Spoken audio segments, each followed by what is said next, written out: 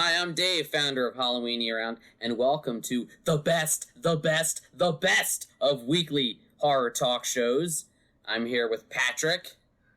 How's it going, everyone? And we saw something really cool this week. Oh, yeah. Absolutely. So Studio 666 is playing in theaters right now. Can't recommend it enough. If it's playing near you, go see it. Just go. Yes. I'm always for going to see new things, and I know a lot of people are like, "Oh, well, it's not streaming." Well, that's what the theater's for, Right. But the place we used to go to see movies. Exactly, and the place that we're hopefully going back to. But anyways, I digress. That's a whole other conversation. Before we get into Studio 666, we just wanted to do our quick horror news of the week. Kind of a slow week, but they did wrap production on Halloween Ends, or at least Jamie Lee Curtis wrapped production on what she was shooting, so that's due out in October. I'm hoping maybe by the summer we get some sort of teaser or something, and we'll be all over it on this channel. Absolutely. And apparently our topic last week was so controversial that it's all anyone is talking about in horror social media. People either love the new Texas Chainsaw or they hate it. Either way, it was apparently the second most viewed Netflix movie. So it's getting attention, and I love that, like, even though people don't agree on it, they're talking about it. Yeah. And hopefully we'll see something new from Texas Chainsaw as a result of this. I definitely have something to report for the 4K stuff a little later. So, yeah, who knows? We might get another Texas Chainsaw movie or even a series. I mean, I'm all for new content as long as the original. Like, I can still always go back and enjoy the original. Speaking Absolutely. Of original and vintage, I think, Patrick, we're gonna have to turn this into its own column. Patrick's upcoming releases, but a catchier name than that. Yeah. Leave a comment if you have an idea for a better name, because that's kind of a lame name. Yeah. Yeah, it's like maybe rising from the grave of dead media. I like that. Thank All right, you. go ahead. Thank you. What do we have coming up? Okay, well, first before we do that, just a quick shout out to as a fan film of Valentine Bluffs. There's 6 days left of in the IndieGogo as a campaign for it. It's done very well. It's over halfway funded, but I know the last 6 days are going to be crucial. So, well, I think by the time this airs, 4 days. So by the time you guys are seeing this, there's only going to be 4 days left. Check it out. Yes. We're going to put a link in the description.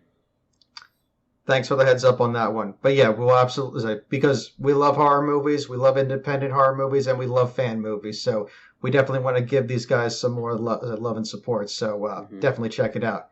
All right, now on to the physical media of Blu-ray and 4K from the grave. We got The Devil's Men, aka Land of the Minotaur, from Indicator, which is the name of the distribution company, coming out. Actually, this just came out this past February on the 22nd. So definitely want to check out. It has Peter Cushing. So, and Donald Pleasance, released that's right. in 1976. That's I knew right. that off the top of my head. That is incredible. I didn't just Google it. Can you see that? Okay, maybe I Googled it. I just realized you can't. It's so bright you can't even see it. Yeah, I know what you mean. Okay, fine. Yeah. I'll stop Googling them. Okay, no worries. but yeah, definitely one to check out for sure, especially for classic horror fans out there. And speaking of more classics, we got a 1934 film, The Phantom of the Monastery, also from Indicator, coming out in March of 22nd. Was that like the sequel to Phantom of the Opera? Like that's his brother? No, no, it's more No relation, or just like a knockoff title. not necessarily a knockoff title, kind of its own thing, but ironically enough, establishing a lot of early tropes, especially like the cast of three, how they Okay. enter into like what appears to be like an abandoned establishment, and of course being tormented by like an evil specter. In this case, a giant bat, a winged bat, as a bat in the shadows. So that's the kind of thing that they build up. More shock and suspense, which, like I said, I'm all about. I love that kind of stuff. Much like Yes. Universal's. Yes, you know No, no, me. I love my classic horror. I know you have a special place in your heart for the old, Universal monster movies. Absolutely, absolutely. And not just that, but also just like old classic movie monsters in general, especially that of the Ray Harryhausen variety. Mm. And as a, of course, yeah, like I said, and of course, like other companies that were competing with Universal at the time with their own variations. But yeah, I'm all about that kind of stuff. I love the classics. All right. And speaking of classics, we got Lola Nora, and this might have actually inspired this might have inspired is a remake. This came out in 1933, also being released by Indicator on March 22nd. I know there was a recent version of this classic Mexican folklore tale, and I'm not sure if you know about this. Which one? Which? La Lenora. La Llorona. Yeah, there. Thank you for the. Basically, it's the weeping woman, and it's a sort of Latin version of the Medea tragedy from Greek mythology, where her husband cheats on her with a much younger woman, and out of revenge, she kills her own children, as you do, to like get back at him. But then she's like horrified with what she's done. So there have actually been two recent movies that came out about that. One is just La Llorona, which was a Shudder. I forget if it was an original or an exclusive, but it's a much more kind of slow burn, thriller. And then there was, of course, The Curse of La Llorona from 2019 that was part of the Conjuring universe, which, let's be honest, it wasn't the best movie in that franchise, but it wasn't the worst either. It was very okay. Gotcha. Actually, that's probably the one I was thinking of myself from what I've heard. That's the one everybody knows. So maybe this, I'm curious if this is maybe the first film adaptation of that, because it is a piece of folklore. It's like this ancient story, obviously I think the Greek one probably came first, but that is interesting, and that's sort of the origin of it. I'll have to check that one out. Oh yes, absolutely, absolutely. And let me just do a double check on that to make sure that it is the same. 1933. La Llorona, and we're gonna flash back to Spanish class, comes from the Spanish verb llorar, to cry.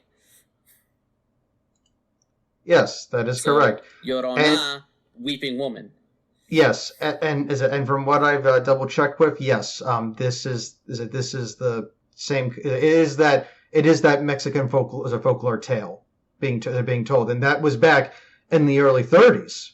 So it goes to show you that horror isn't just like exclusive like to the U.S. or the U.K. or Europe. It's all over the world. And this is definitely I love checking out horror from other countries, just because it's interesting to see, like, in other cultures, what do they find scary?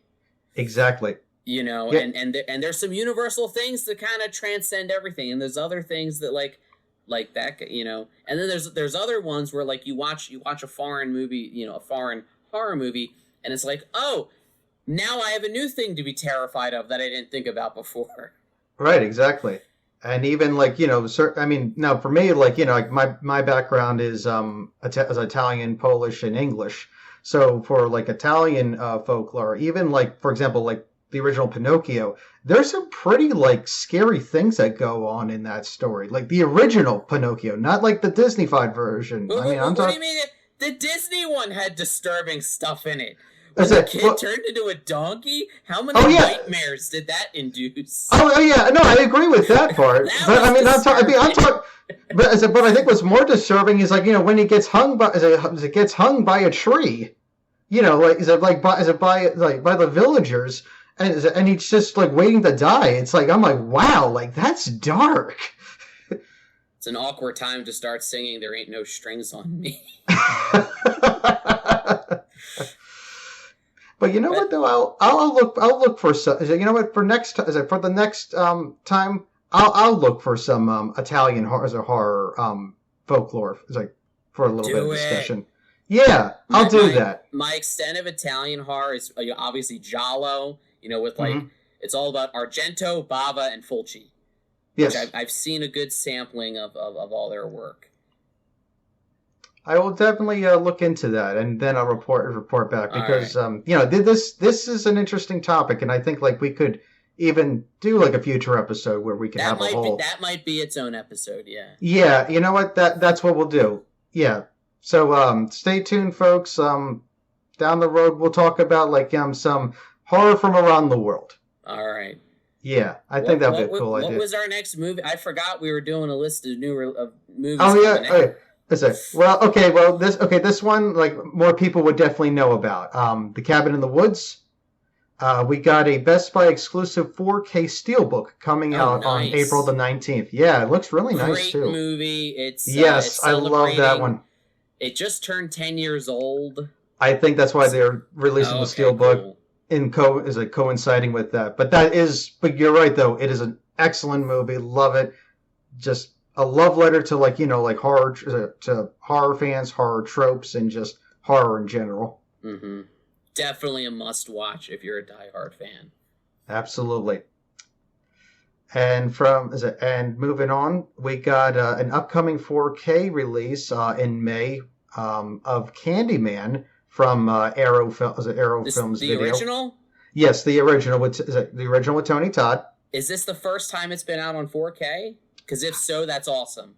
I believe that is the case. I know like Arrow is really awesome in terms of like re-releasing older films in 4K. So I know Shout Factory did release it on Blu-ray, including the extended cut, which I have owned and watched myself. Great film, great gothic horror, and I'm really looking forward to seeing the 4K release and how well that's going to stack up. So definitely keep your eye out for that. And we also got another Arrow Films video release of Girls' Night Out from 1992. I am not coming out in May. With that one. Yeah, this one is this kind of caught me off guard as well. So we could definitely everybody Google that one.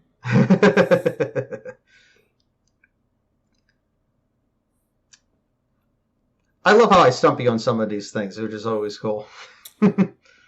Well, I only pretend to know everything about horror. I can't even find it. It took me to a 2017 movie on Tubi. I don't think that's the right one. You want me to do that next week? Yeah, more on that next week. Yeah, we got to keep this rolling. We got Friday the 13th, Part 3. From 1982, celebrating its 40th anniversary with a steelbook release coming out on May 10th from Paramount Movies. That's the one with the... It's iconic because it's the first one that you see Jason in the hockey mask. Yes. It's the one where he gets that. Mm-hmm. Yeah, it's got the really annoying, 3D... Look at everything coming at the camera. Whoa. It's fun, though, and it definitely has... It's not my favorite Friday movie, but it probably is the best iteration of that theme music, where it's almost like a disco theme at the beginning. Dun, dun, dun, dun, dun, dun, dun, dun. I'm completely butchering it, and I have to, so we don't get copyright claimed. That's why I'm butchering it, not because of any other reason. Yeah. That's Indeed. why. Well, speaking of slashers, we got one more. Is it for the queue of release dates? This is from Second Sight Film, and ironically enough, there's also one from Turbine as well. There, like which is also a foreign distributor. This is a 4K release of the Texas Chainsaw Massacre, the original. It's getting a Texas 4K release. Yes, getting a 4K release. So we have like several companies like are vying for like a 4K release of this, which is very interesting. I mean, like hopefully this will be released in the U.S. I think like there's no definitive date for this one, only that it's coming out later in 2022. So I'll keep you guys posted on when that will officially be released.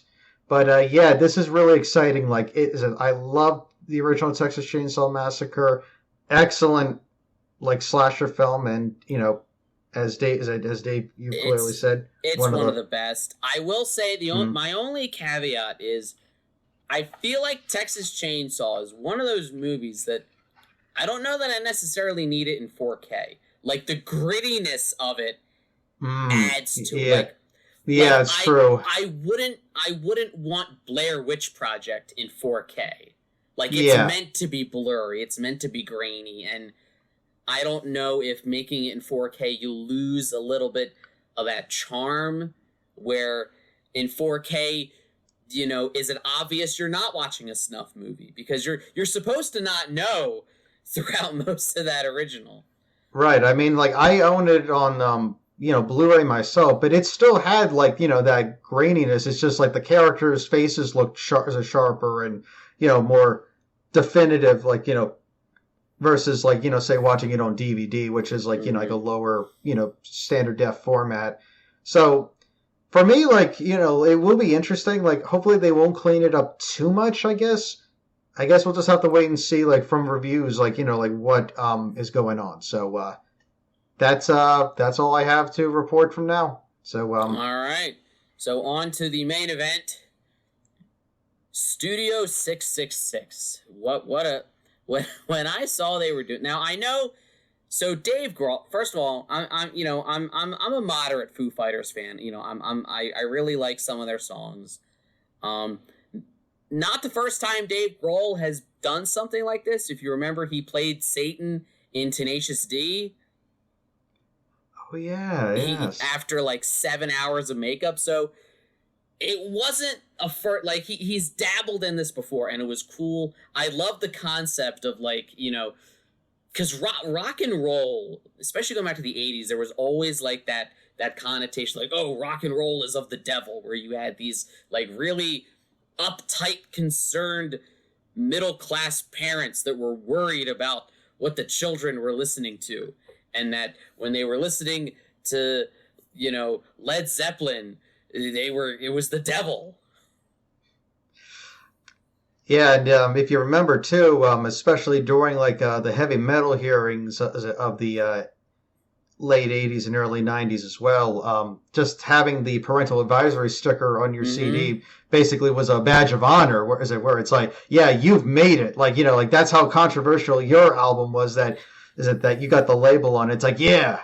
Rock on. Yeah, it's like when you buy a horror movie, like one of the ones of the Video Nasty era, and they put it on the cover, banned in all these countries. Yes, that's right. And, it's a badge. It's like, hey, this movie was so intense they didn't want you to see it, because that's just going to make you want to see it even more. Right, of course. And it was always the best ones they were trying to ban. So I think it's interesting. I just think it's interesting that, and I think it's amusing that you've had a slew of horror movies that kind of play satirically into that angle. Like, you got Trick or Treat from 1986. You've got Black Roses from, I think that was 88, and then more recently, even Tenacious D. Yes, that's right. Where there is that sort of correlation. Even in Jennifer's Body, the whole point is they're trying to sacrifice Jennifer to the devil, so their rock band will be successful. Yep, your classic Faustian deal with the devil right there. And Yeah. ironically enough, there's another movie that actually had a Faustian character too. It's called Stay Tuned, and it's from the early '90s with John Ritter and Pam Dolber. And Hmm. I consider that more of a modern day Faustian story, and it's I will very have to check fascinating. that out. Absolutely, yes. But going into this, I wasn't sure what, I knew, let's be honest, we knew it was going to be kind of goofy, kind of silly, and that was the point. Right, exactly. I love a good goofy, scary movie myself. But it was so much more than that. I mean, what was your Yes, so going in, what were you expecting, and then coming out, what surprised you about it? for me personally, like I kind of went in as blind as possible. I was mostly on a media blackout. I think I only Okay. just saw the trailer and then that was it. I really didn't want to know anything about it. Like, I kind of wanted just to be surprised. I'm like, I just, sat down. I'm like, okay, I just want to see, like, where we go from here.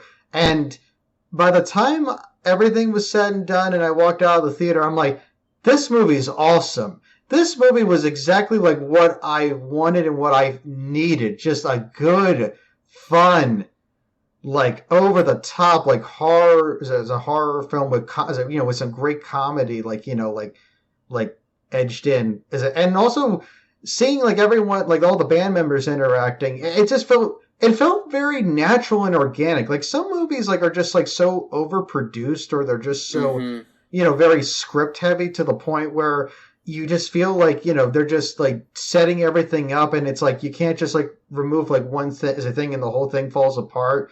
Whereas this, it's like they had the general idea, but they also played around with it in certain points, and they kind of like bounced off different ideas, and you could just tell that it just worked really well, and that's what I Mm-hmm. really love about it.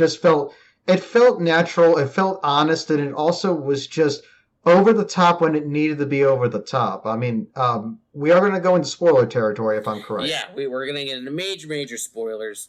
Um, Yes, yeah, I can speak a little bit about. It but yeah, goes I full. loved it. I described it as in my review, which my written review, I'll put that in the description. It felt like it was like Spinal Tap and Evil Dead in this weird mesh. Now the director, so it's directed Hmm. nice. Spinal Tap. Yeah, it is essentially Spinal Tap as it meets a demonic possession film. If I felt like getting up, I'd go get my copy of Evil Dead and bring it over and then fuse them together like the movie did. No, but so the Nice. director, it's the same director as Hatchet 3. And I think that's how you knew it was going to have the horror credentials. Yes. Because oh my, and that was kind of like, I knew to expect the kind of ridiculous over the top humor and the kind of banter between the bandmates. I wasn't expecting it to be that gory, and I mean that in a good way. Like the kills were really creative, and like each one felt like it felt like the director really, he was a horror fan, and you could tell that. Like the kill under the bed combines the Kevin Bacon kill from the original Friday the 13th and Texas Chainsaw, where he like comes up with the chainsaw through the gallons of fake blood, and just not, it surprised me in a good way that it went that far with the horror, that it could have very easily have been just kind of like a simple, you know, comedy with horror elements. But no, it went full Evil Dead. It Oh went yeah. full Hatchet. Yes. And just, it didn't care. Oh yeah. So It I was was incredible. very pleasantly surprised by that. Plot wise, it's your typical, like, cursed, but it's basically the Necronomicon. The book bound in human flesh, and you could Yeah. tell. I think they probably didn't have the biggest budget for effects, because you could tell when they used CGI, Yeah, I noticed that too. it didn't look terrible. It didn't. You could tell they worked with the budget they had, but it made me respect. it made me respect even more that the kills were done practically. Yes, absolutely. With makeup and prosthetics, and yes, it felt real. Like you absolutely. knew, you knew the Foo Fighters were probably getting hosed down for hours. Oh yeah, I'm sure. To get all the fake blood off them. Yes. So what did you think of Grohl as sort of like a leading man, as like a protagonist? You know, I'm just going to say this right now. I was genuinely surprised, but in all the best ways possible. Like, he really surprised me how... I mean this one, too. I thought he was just great. I mean, he was just, like, a great lead. He was very charismatic, while at the same time, like, you know, you could see that Jack Torrance, like, you know, descended into madness, like, you know, period as the film progressed, to the point where I was like, wow, like, this guy's scary, especially like when he's telling like his drummer, like, you know, just going into like full on demons, like, you know, like, is it finished? Is it finished up? Is it solo? And I'm like, whoa.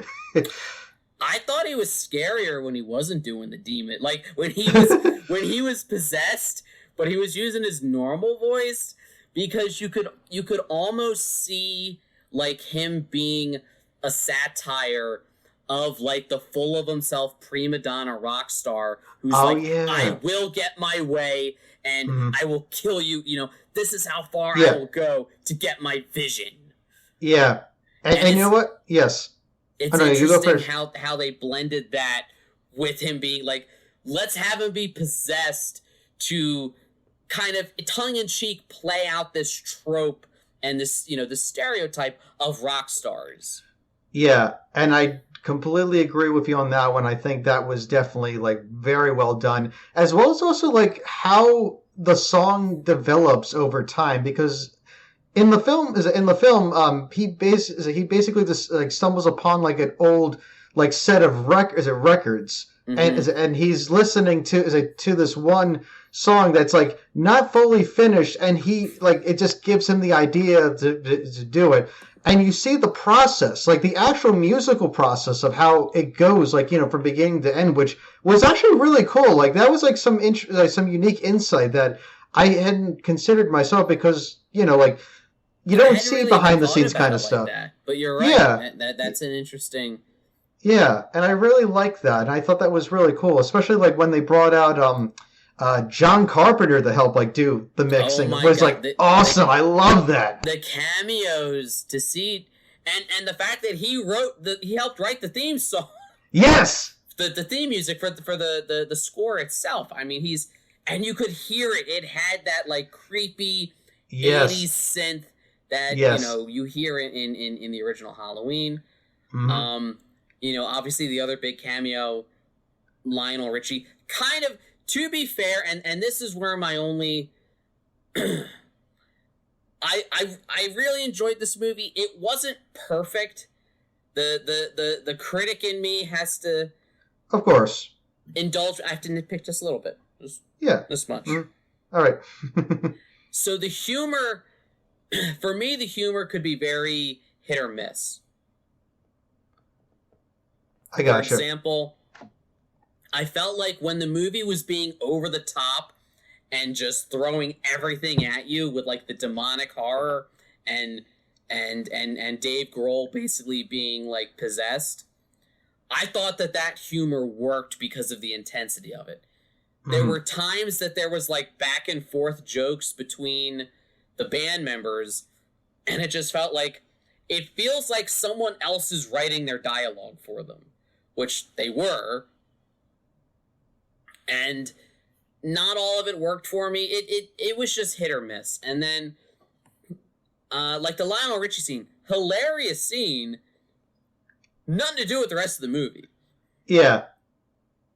Actually, to be honest, like I thought like that was just kind of like an imagination. I mean, like kind of a figment in his head where he's just like, you know, like as he's struggling, like, you know, to do this, like, you know, but when Lionel Richie comes out of nowhere, like, you know, saying, "Hey, that's my song." Is it like I'm thinking to myself I'm thinking like he was just maybe like that's how out of it he was trying just to become. Well, yeah, and I get that in movie, you know, it was obviously like a, you know, fever dream in his head, but right. It felt a little Seth MacFarlane. Okay. And Yeah, I can see where you're coming from with that. I liked the movie felt like it went back and forth between Seth MacFarlane type of humor and Sam Raimi Evil Dead type of humor. Yeah. And I liked it better when it was doing this one over here. Right. And then we'll get to the ending in a little bit. I want to talk about the ending. But Whitney Cummings, I really liked in it. Mm-hmm. I thought that she had kind of the hardest job and the most nerve-wracking job of anyone, having to sing one of their songs intentionally badly in front of Dave Grohl himself. Yeah, that was pretty crazy. I couldn't do that. Yeah. So props to her for that. Indeed. That took real courage. Also, for me personally, Jeff Garlin, like as their manager of Jeremy Schill, man, like when he revs up being that kind of like mean, nasty kind of guy, like from like Curb Your Enthusiasm, like he delivers. Like he just absolutely delivers. Well, according to reports from the set of the Goldbergs, he's not exactly acting. Yeah, from what I've been reading, he got in trouble. Didn't they like kick him off the show or something? Yeah.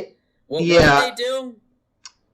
Yeah, I think like there's just been like it was just like kind of a debate on whether he wanted to continue doing the show or not. And I think in his words that basically he's saying that they were saying that at this point I'm just doing it for a paycheck.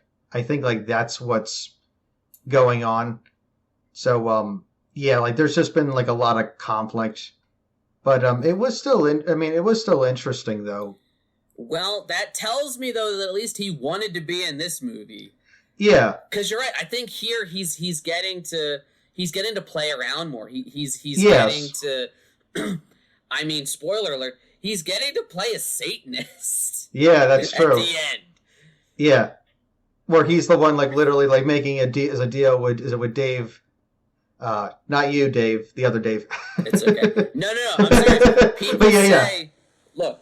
So people have said that I kind of look like Dave Grohl. That I kind of have that look. It's just the hair and the beard, but and I can clearly say you're working on your Michael Morbius cosplay, which is looking really phenomenal. Yo, I'm gonna dress up as him when that movie comes out. Nice. Are you gonna have like vampire teeth? Like I would love to see that. Depends.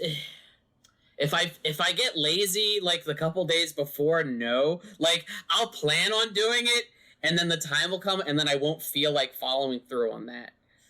So I'll just say maybe. It depends how I'm feeling those couple days leading up to it. Mm-hmm. But no, Dave Grohl, really talented actor. Did not know he had it in him. The other guys doing the best they can. I know they're not professional actors, so I don't want to hold anything against them. But I did like how it worked in a lot of like inside jokes about like the band itself and the sort of perception of each of them. So I really like that part. Really good cast. You know, you had Will Forte in a small role as the weird delivery guy that really wanted his demo CD heard. Yeah. I wanted to hear Bone Structure myself. I did too. I wanted to see him get to perform that with Chris Martin of Coldplay. Yes. Oh yeah. That my second favorite band was Coldplay. That had me rolling in the theater, and I'm like, I knew he's like, just get out. And it also featured Leslie Grossman, who I know from American Horror Story. She was the other person for the record company. And that's right. Yeah, she's like big in the horror, like it seems, which is pretty cool. She's getting to be, and up and comer Jenna Ortega, who you may or may not know. So she's actually kind of having a huge boom in her career right now. So last month she was in Scream. She was like the opening victim. Yes, that's right. And then she had that small role in this movie, Studio 666, in February. And then next month, in March, she's in the new Ty West movie, X. The one that they're saying is like Boogie Nights meets Texas Chainsaw, where like they're shooting a porno in the 70s, and then like someone's trying to kill them at like the farmhouse. So she's in 3 kind of really big horror movies, 1 month after another, 3 months in a row, which is pretty really crazy. Impressive feat. Yeah, it is. Indeed. I'm glad to see, all that success. She's also going to play Wednesday Addams in an upcoming Tim Burton produced Netflix series. Yes. So I will say, when we saw the beginning, we saw the original band. I thought we were going to see more of them later, and we kind of never saw how that played out. Yeah, I thought they were going to do some flashbacks kind of back and forth, like that would keep paralleling like what was going on, but it didn't really happen like that. Just, set up in the beginning, and then just the setup near the very end, like, when they actually confront Crowley, which of course another like heavy metal reference, via Ozzy Osbourne. Yeah, yeah. But it was a cool setup. I will. If there's, do you have anything else to say before we talk about that ending? Because I have some. Oh yeah, I have some thoughts. Okay. Well, I think one of my favorite kills in the entire movie has to go to the chainsaw in the bedroom. That was, down.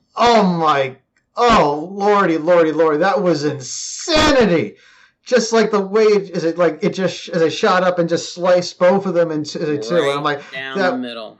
Right. And I'm like, wow, that was just. And just the practical effects alone for that, was blowing my mind. I'm like, that was so detailed. Like, knew where the money went for that. They had 2. For both of them, because they're having sex in the bed. So right. They had 2 full prosthetic bodies that they split in half like that. Yeah. I'll say the runner-up for best kill has got to be the grill. Oh yeah, the grill part.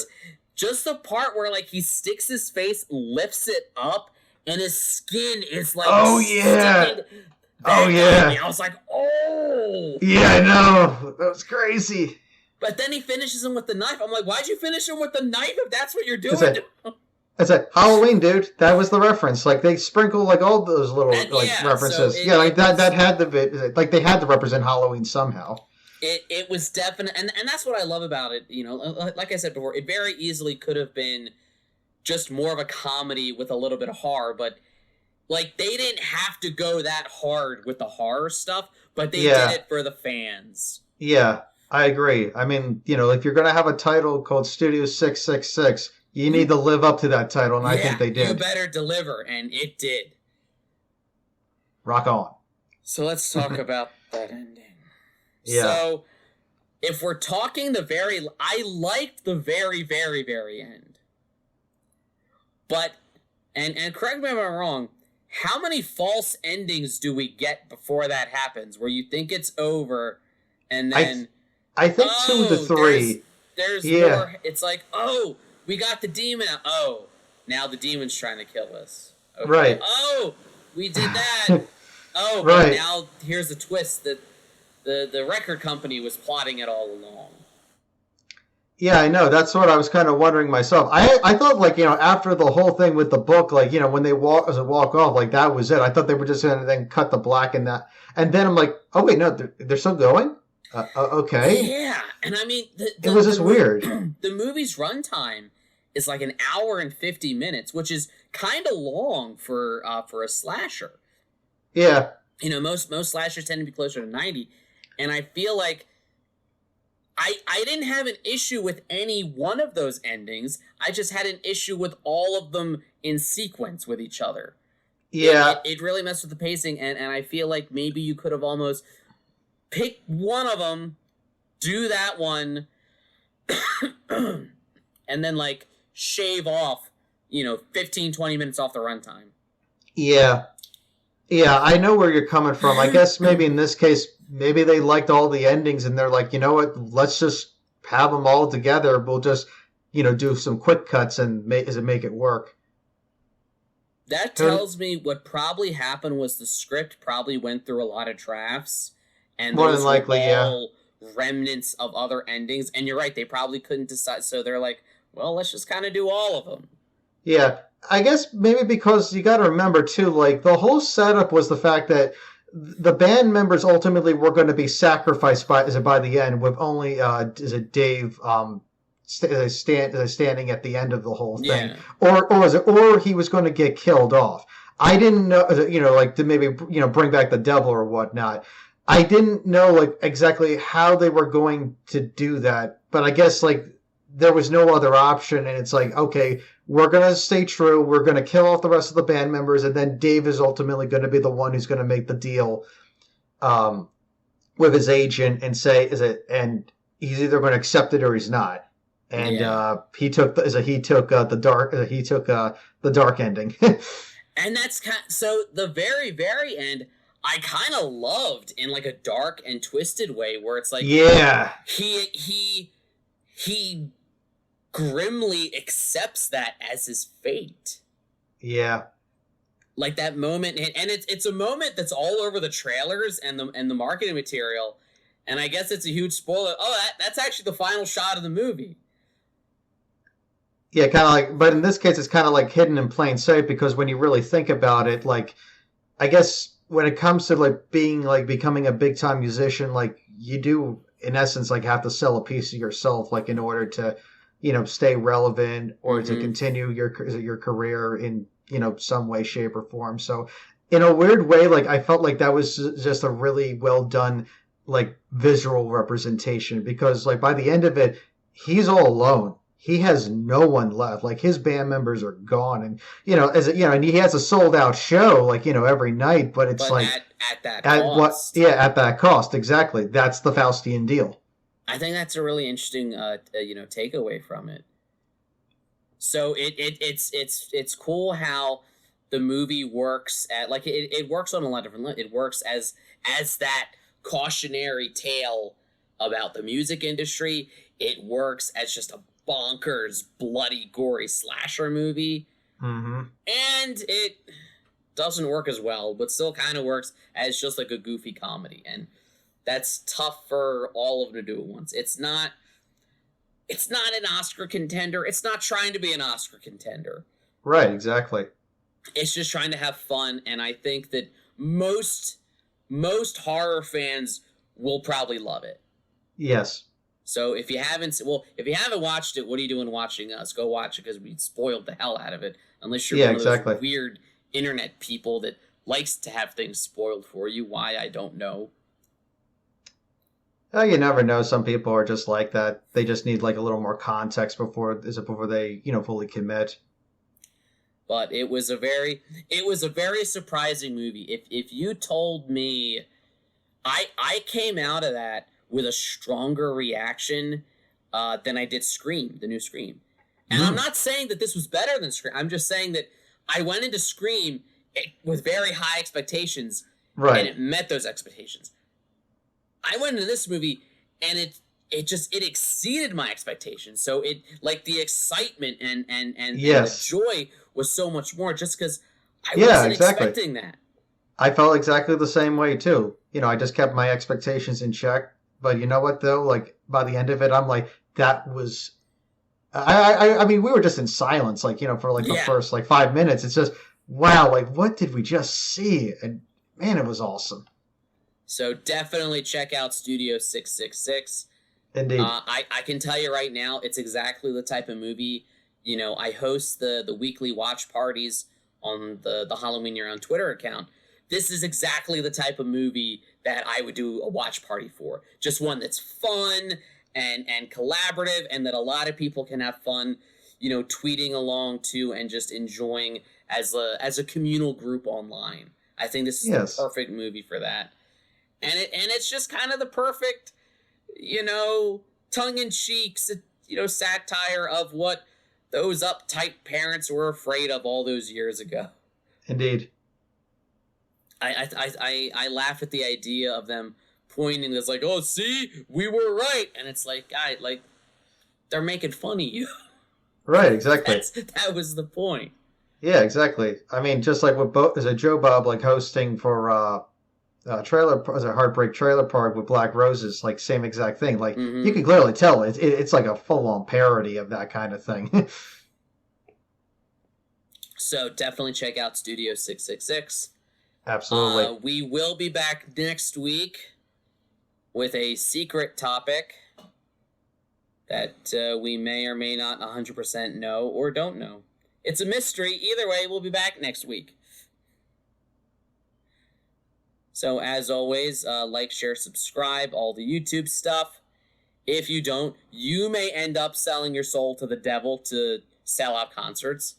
Actually, that's a really cool thing. Okay, fine. If you don't like, share, subscribe, you'll sell your soul to the devil.